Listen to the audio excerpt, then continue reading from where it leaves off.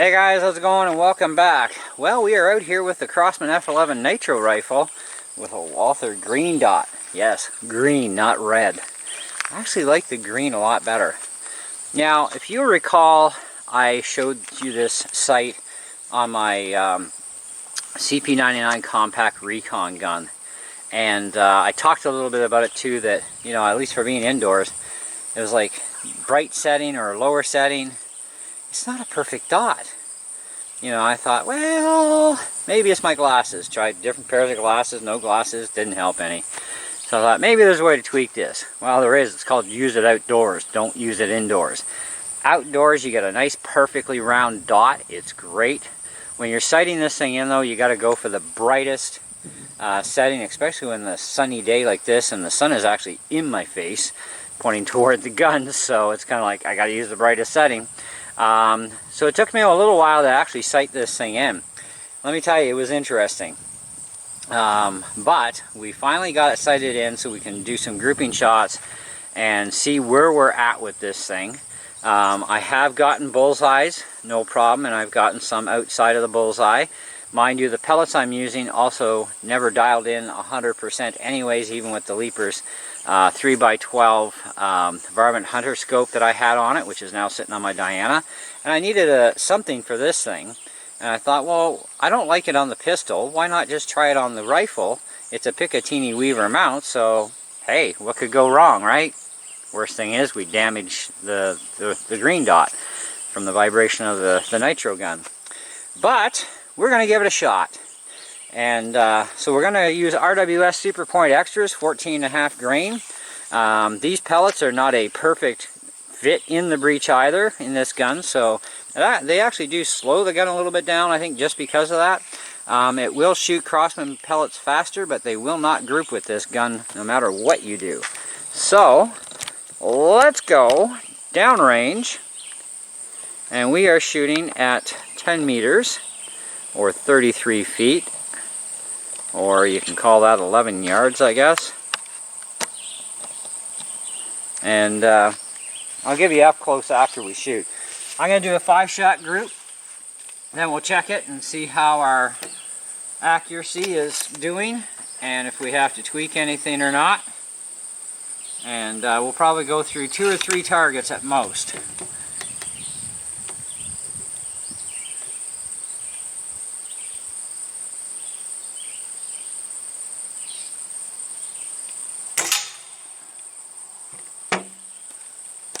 Now, from this distance, by the way, the green dot takes up the entire area of the black of the target. So you're going to want to sight this in exactly like that.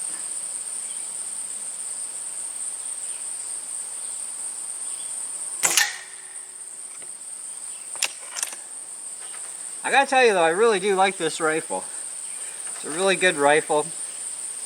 It's quiet. It puts out some decent power. For 22 cal, it's decent.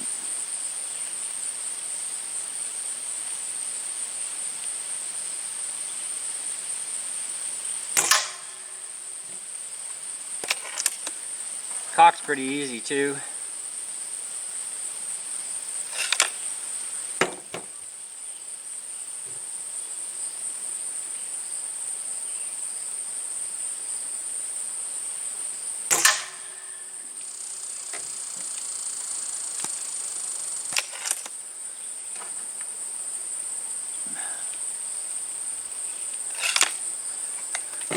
Now, I know I'm not going to get super high precision accuracy out of this gun either, but I want to make sure it's dialed in really accurate enough for shooting other targets with too.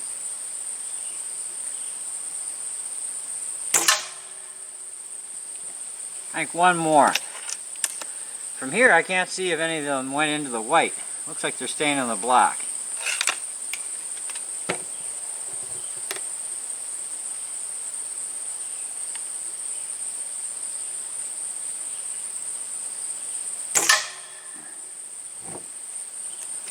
Alright,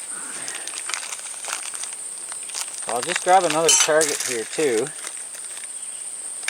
So we're going to swap them out. Oops, sorry.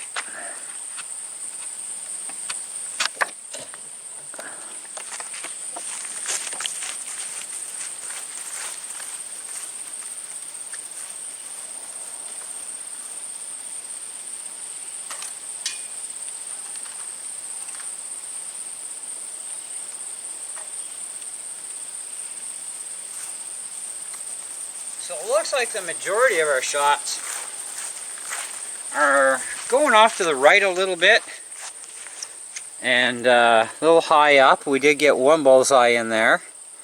So I'm thinking if we bring it just a hair over to the left and down a little bit, you know, it might actually work.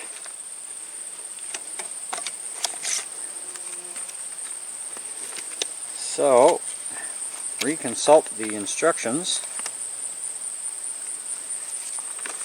Alright, so you've got to come down. Now, you don't have to do a lot of movement with this thing either. And we got to go to the left.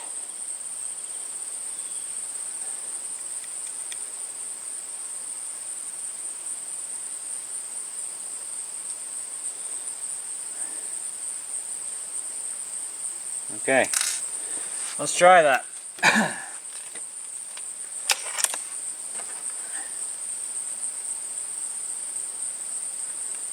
Now keep in mind, guys, this is not an expensive green dot at all.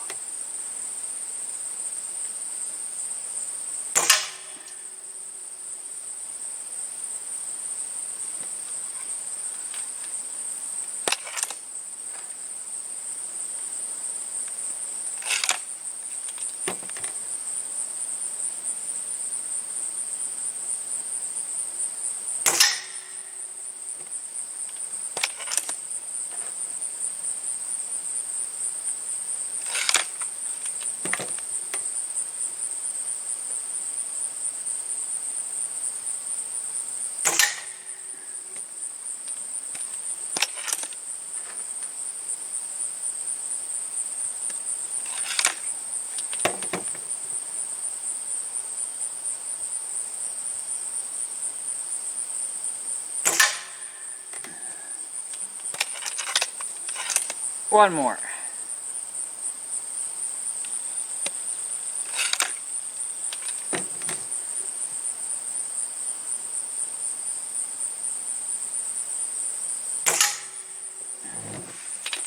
Alright, well, let's see how we did with that.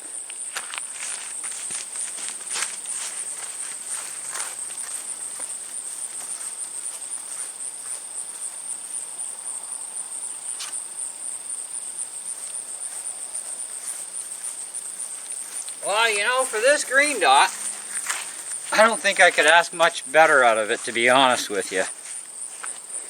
I think that's actually really decent. You know, that's basically in this area, that's probably around a nickel with a little shot outside. I mean, not every pellet's going to shoot exactly precise either.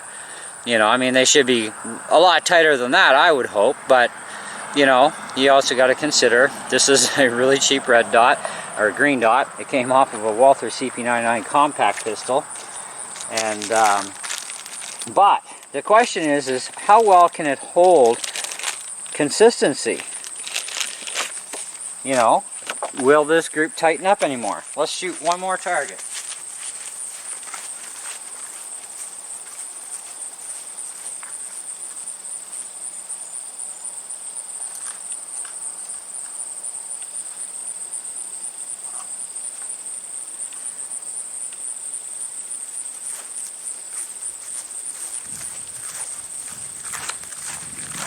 Now, if you are curious how this thing does with the Leaper's 3x12 Varmint Hunter scope, as well as the cronied speed of the gun, I do have videos for that as well that you can check out.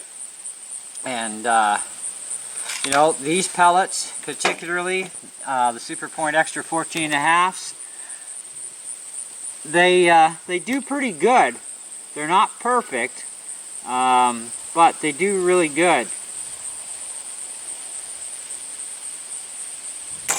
The gun does prefer Predator pellets though. But I'm not gonna waste any more money on Predators for this gun. I have other guns that do far better even with Predators. And Predator pellets are for hunting and pest control, not for this stuff.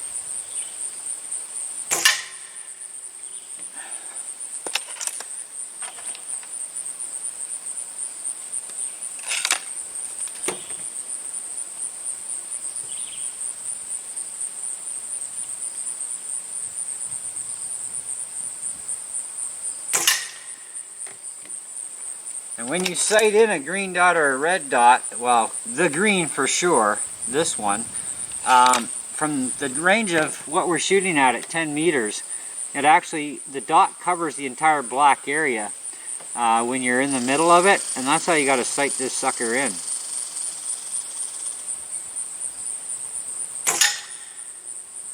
That I jerked on. Alright, let's give this 2 more and see what happens.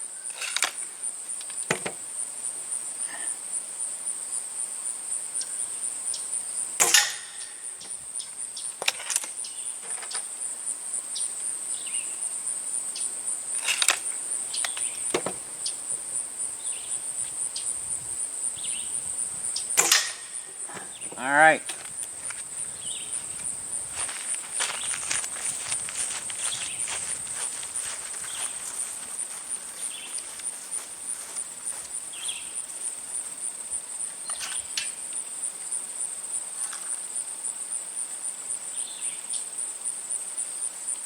Well, it don't get any nicer than that. So I think our first target was more me than anything, because this is pretty consistent.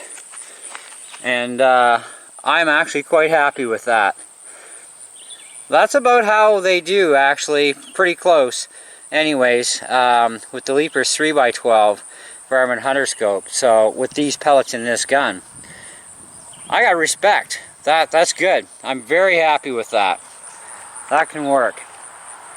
But, so we can actually, you know, learn more about the hold of the gun too. Nitro guns are a little different, you know, than a Springer, and Springers are different than Nitros and CO2, PCP and all that. There is kick in this gun, and what I am finding with this gun is I'm more accurate when I have a much looser hold, even with using the bipod, you know, because a Nitro piston, it doesn't rebound like a Springer. You know, a Springer, when you fire it, it slams forward and then it springs back and forward again, kind of like a effect, right? And kind of like a blowback on a gun, you know, ka-ching, ka-ching, ka-ching, ka-ching, right? So a Nitro piston, it just fires forward and that's it, so it's a different hit. But that is respectable. I like that. So we did really well. So where am I at? I don't know if you can buy these Walther green dots separate. You probably can. I haven't bothered to even look because I have 2 of these actually. I bought another compact Recon to convert it to a CP99 regular compact. They also had another sale on them, so I got it for 60 bucks this week at LaFave's Outdoor Sports. So if you're in North Bay and Powassan area, head down there and you can grab one for 60 bucks. I paid 80 for my first one, only a week difference. But anyway, it did fail miserably, by the way, so chopping the barrel does not work. You'll regret it. You'll get a lot of parts, which is fine because I still have my working Recon, so it wasn't really a loss for me, and it gave me an extra mag and other stuff, so I don't care. And now I got 2 of these sights. So where am I at with this? The Walther sight, I don't like it on the pistol, of course, that it came with. Probably because it's blowback. So I did mount one and a rail kit on a non-blowback pistol. I'm going to try it out. But on the rifle, I actually really like this thing. It works really well. It's great at 10 meters. I don't use this gun for pest control or any kind of hunting, although I can. It has more than enough power for anything small game. But this is not the gun of choice that I have for that sort of purpose. This is just for target shooting and you know, that sort of thing, and that's it, having fun with it. So the sight works great. It has 2 levels of brightness to it. You have a first stage and a second stage, which is your brightest. When you do sight in this particular kind of a scope, if you want to call it that, or sight, you have to eyeball it through the glass as the brightest color of the green in this case, because otherwise it'll throw you off of setting it up. And it is very simple. The instructions are very simple and easy as far as, you know, how to do that and which way is which and which way to turn for which thing that's going on. It took me probably about 30 shots to get it dialed in, because I hadn't even touched it even out of the box, you know, didn't even bother to try it on the gun. So it took a little bit. Didn't even bother with bore sighting. I figured, you know what, let's take her raw and see what happens. It's got to be set for something for 10 meters, and yeah, well, it didn't go so well. So we had to mess around with the adjustments a lot. I do appreciate, though, that they have a very tight calibration on the elevation, but the windage is not as tight controlled, which could maybe throw off here and there depending on the gun. But on a CO2 gun or a pump up or a PCP, you likely are not going to experience any issues, because those guns have no vibration or recoil to them, unless you're talking the super high powered stuff. Well, maybe a little bit, but you know, on a Springer or a Nitro gun, you do have that vibration to deal with, but it doesn't seem to be bothering it too much, especially after getting that tight of a group. That was pretty impressive. So I think it can stay on this gun, and this will be my new sight for this gun, for just shooting in the backyard with 22 cal cheap ammo and having fun with it.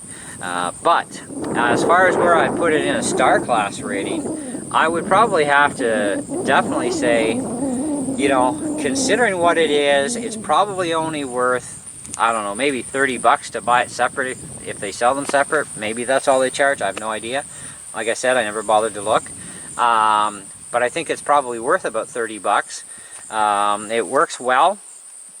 Can't complain. It does, by the way, have a perfect circle for outdoor shooting, with the dot low or high. Indoors, it kind of blurs itself out indoors, so it is very light critical in that sense.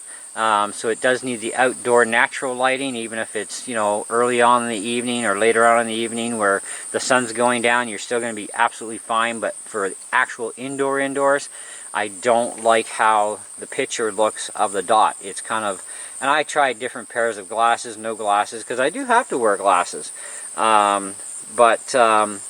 It was just one of those things. But with my distance glasses and outdoors, nice sunny day, it's a perfect green circle, it's awesome, you know, so it does have some quality optics in that sense. So I'd probably have to say it's probably worth about a 4 out of 5.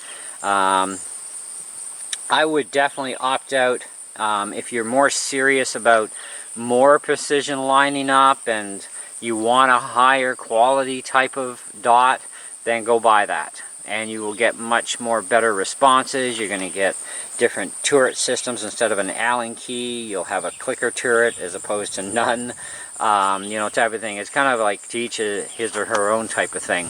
But I think for general plinking in the backyard, even on this gun, it's more than adequate for that purpose. So if you did ever buy yourself a CP99 Compact Recon or another pistol that has a red or green dot and you don't like it on that gun, try it on one of your rifles and see how you like it. You might be pleasantly surprised, because I know I certainly am. But anyways, that's all I got for you today. So yeah, this was our test, and it to me, it passed, you know. So catch you on the next one.